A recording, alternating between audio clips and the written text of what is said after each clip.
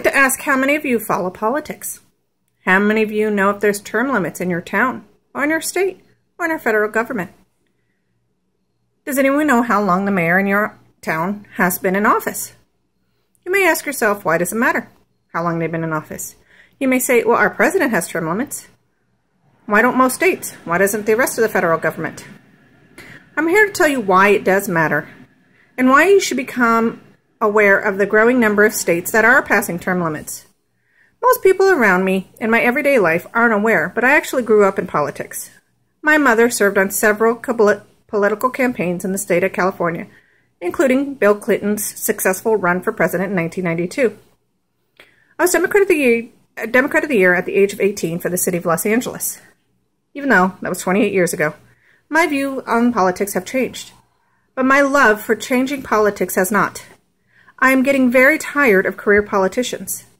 Career politicians in some state like ours can run and run and run, aren't elected until they die or decide to retire. In my own town of Wallingford that I live, in Connecticut, our mayor has been in office for the last 32 years. We have no term limits in our town, since our mayor is the one that decides on the laws. Term limits is not just a party issue. We have career politicians on both sides, Republican and Democrat. To me, we need to have our politicians elected to represent us, and not just to stay in office forever. How are they connected to the people that they represent if they've been in office for so long?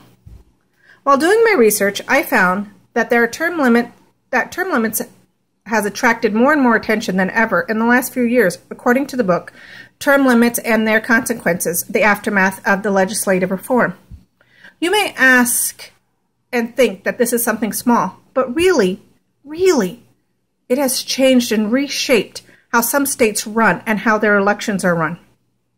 According to the website www.termlimits.org, there are term limits in only 15 state legislatures, 8 of the 10 largest cities in America, and 37 states have placed term limits on their congressional offices. I'm going to give you a list of only 15 states that have passed term limits and when they were passed.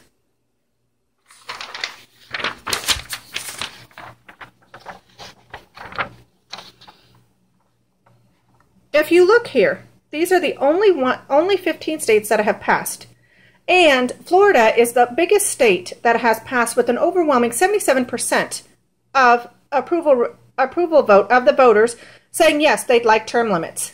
70%, the over average was 67%. We need to not only think about our states, but what about our federal government? Did you know that we have a federal senator who has been elected and served for 51 years? Here is a list of the longest-serving federal senators according to the website www.senator.gov.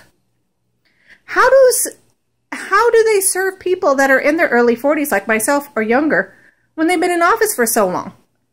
How are they really connecting to the younger voters? So if you look at this list, if you look at the top 10, 2 of them are still present. And actually, out of the top 10, 7 of them are still from the year 2000 and higher, still serve or have served past the year 2000. So over 38 years and possible, they've still been career politicians. You may think that term limits for politicians really don't harm you, or why does it matter? Well, you need to think about how they're serving you, and are they really there for you, or are they just running for their next campaign? You need to think about term limits that can help you and how they can serve you, how we get new blood into the system.